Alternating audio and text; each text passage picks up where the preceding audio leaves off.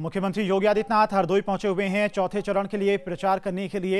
पिछली बार के अगर आंकड़ों की बात करें तो 2017 में यहां पर बीजेपी को 7 सीटें मिली थी, 1 सीट पर समाजवादी पार्टी का कब्जा था। दंगों के कारण व्यापारिक प्रतिष्ठान जलते थे, निर्दोष नागरिक मरते थे, जनजीवन अस्त व्यस्त होता था। आज मैं कह सकता हूं जब 5 साल का कार्यकाल सरकार का पूरा हो रहा है, आज मैं इस बारे में कह सकता हूं 5 साल में उत्तर प्रदेश में एक भी दंगा नहीं हुआ है और इसका श्रेय मैं प्रदेश के आप सभी मतदाता भाई और बहनों को देता हूं, जिन्होंने जाति मत और मजहब से ऊपर उठ करके भारतीय जनता पार्टी के प्रत्याशियों को चुनाव जिता करके एक मजबूत सरकार भारतीय जनता पार्टी की डबल इंजन की सरकार लखनऊ में दी। उसका परिणाम रहा कि हमने मजबूत फैसले करने में कोई संकोच नहीं किया।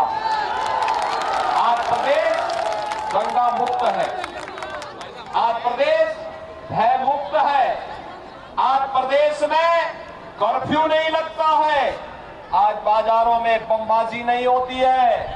आज भाइयों बहनों, कर्फ्यू का स्थान कांवड़ यात्रा ने ले लिया है और बमबाजी नहीं, बल्कि कांवड़ यात्री जब निकलता है तो हर हर बम बम का नारा लगा करके चलता है। पूरा प्रदेश भगवान शिव की भक्ति में लीन होकर के विकास की यात्रा को तेजी के साथ आगे बढ़ाता हुआ दिखाई देता है। ये नए भारत का नया उत्तर प्रदेश है। यहां दंगों के लिए नहीं, अराजकता के लिए नहीं, गुंडागिर्दी के लिए नहीं, यहां पर तो अब विकास के बारे में चर्चा होती है और विकास के उसी अभियान के साथ जोड़ने के लिए एक बार फिर से मैं आपके पास आया हूं। भाइयों बहनों, आपने देखा होगा कल प्रधानमंत्री जी यहां पर आए थे, उन्होंने कुछ मुद्दों पर आपका ध्यान आकर्षित किया होगा और खास तौर पर याद करिए जब 2012 में समाजवादी पार्टी की सरकार आई थी, समाजवादी पार्टी की सरकार ने उस समय क्या फैसले लिए थे और 2017 में जब भारतीय जनता पार्टी की डबल इंजन की सरकार आई थी, डबल इंजन की सरकार ने क्या फैसले लिए थे। हमारी सरकार बनी थी तो भाइयों बहनों हमने पहला फैसला लिया था अन्नदाता किसानों का कर्ज माफी का। प्रदेश के अंदर 86 लाख किसानों का 36,000 करोड़ रुपए का कर्ज माफ हुआ था और आपके हरदोई जनपद के भी 1,45,000 से अधिक किसानों का कर्ज माफ हुआ था। 1,45,000 से अधिक किसानों का। हमने दूसरा फैसला लिया था एंटी रोमियो स्क्वाड का गठन करके हर बेटी को सुरक्षा की गारंटी देने का। और भाइयों बहनों, हमने तीसरा फैसला लिया था कि गौ माता को कटने नहीं देंगे, लेकिन साथ साथ हमारा फैसला ये भी है कि हम अन्नदाता किसानों की फसल को नष्ट नहीं होने देंगे। दोनों काम एक साथ चलेंगे। लेकिन मैं पूछना चाहता हूं, समाजवादी पार्टी की सरकार के समय उन्होंने पहला फैसला क्या लिया था?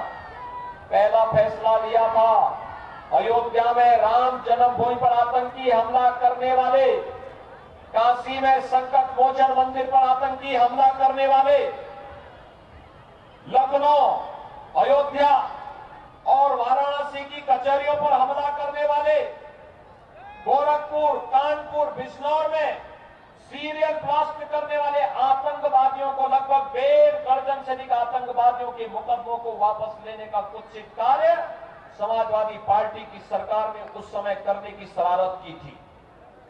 हम धन्यवाद देना चाहेंगे न्यायपालिका को, जिसने उस समय इन आतंकवादियों को छोड़ा नहीं। 3 दिन पहले गुजरात की एक न्यायालय ने 38 आतंकवादियों को फांसी की सजा दी है। और भाइयों बहनों, जिन आतंकवादियों को फांसी की सजा हुई है उनमें से 8 का संबंध उत्तर प्रदेश से है।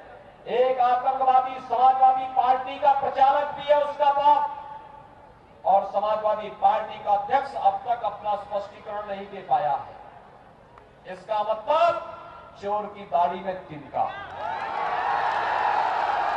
पूछना चाहते हैं, जिस साइकिल का इस्तेमाल प्रदेश के निर्दोष नागरिकों को और देश के निर्दोष नागरिकों को आतंकी घटनाओं का शिकार बनने के लिए किया जा रहा हो, क्या उस साइकिल को समर्थन जाना चाहिए? क्या उसको पंचर किया जाना चाहिए? हमेशा के लिए पंचर किया जाना चाहिए। आप सहमत हैं? भाइयों बहनों, समाजवादी पार्टी सुरक्षा के लिए स्वयं खतरा है। आपने देखा होगा 4.5 वर्ष तक जितने पेशेवर माफिया थे, अपराधी थे, बिलों के अंदर दुबके हुए थे, और जैसे ही चुनाव की घोषणा हुई, बिलों के बाहर निकल करके रेंगने लग गए, गर्मी दिखाने लग गए, धमकी देने लग गए। तो मैंने भी कहा था, मैंने कहा चिंता मत करो, 10 मार्च को आने दीजिए, सरकार सारी गर्मी शांत होगी। 11 दिन नहीं है 10 मार्च के लिए। 10 मार्च के लिए मुश्किल से 17 दिन है, और मैंने यही कहा चिंता मत करो, ज्यादा दिन नहीं है। और भाइयों बहनों, मैं फिर एक बार आपसे कहने के लिए आया हूं, नाम इनका समाजवादी, काम दंगावादी और सोच परिवारवादी। आप जान रहे यही करते थे ना? आप मुझे बताओ, आपके यहां इस समय बिजली मिल रही कि नहीं मिल रही है? 5 साल बिना भेदभाव के बिजली मिली कि नहीं मिली? क्या समाजवादी पार्टी की सरकार में या बसपा सरकार में आपको बिजली मिलती थी? जो लोग बिजली नहीं दे सकते, क्या वे फ्री में देंगे? क्या उनके बहकावे में आने की आवश्यकता नहीं। भाइयों बहनों, पूरी दुनिया वर्तमान में कोरोना महामारी को झेल रही है। कोरोना के दौरान हमारे विधायक, हमारे सांसद आपकी सेवा में थे, संगठन के पदाधिकारी आपकी सेवा में थे। मैं जिला जिला गया, हमने हर जनपद में एक मेडिकल कॉलेज बना दिया है। अगर आपने विधायक नहीं चुना होता पिछली बार आंसू को, तो क्या हरदोई में मेडिकल कॉलेज बन गया होता? क्या ये मेडिकल कॉलेज हरदोई जनपद के लिए बना है? हर विधायक और सांसद जब प्रयास किया है, तब हरदोई के लिए मेडिकल कॉलेज आया है। और भाइयों बहनों, टेस्ट फ्री, उपचार फ्री, वैक्सीन फ्री। कितने लोगों ने वैक्सीन ले लिया है? सभी लोग, बहुत बहुत अभिनंदन। भाइयों बहनों, ये वैक्सीन कोरोना के खिलाफ देश की लड़ाई का प्रतीक है। थर्ड वेव कब आई, कब चली गई मालूम नहीं ना। जिन लोगों ने वैक्सीन लगाया, कोरोना उसका कुछ नहीं बिगाड़ पाया। मुझे बताइए, अमेरिका जैसे दुनिया की महाशक्ति में हजारों लोग बीमार हो रहे हैं। आज आपने सुना होगा, इंग्लैंड की महारानी एलिजाबेथ भी कोरोना से पीड़ित हो गई। तो मुख्यमंत्री योगी आदित्यनाथ हरदोई पहुंचे हुए हैं चौथे चरण के चुनाव प्रचार के लिए, और इस दौरान उन्होंने विपक्षी दलों पर जमकर निशाना भी साधा।